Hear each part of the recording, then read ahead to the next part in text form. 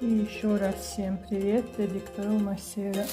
Вы не поверите, друзья, только я разделалась с одним мясом, ребрышки положила в холодильник, остальное поставила вариться и мариноваться, и двоюродный брат пришел, принес еще барашки. Все свежее, все вкусное.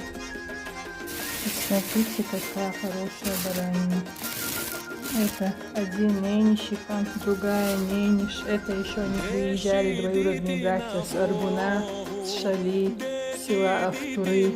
Еще тетя будет с старых Атагов. В общем, ужас, куда это все девать.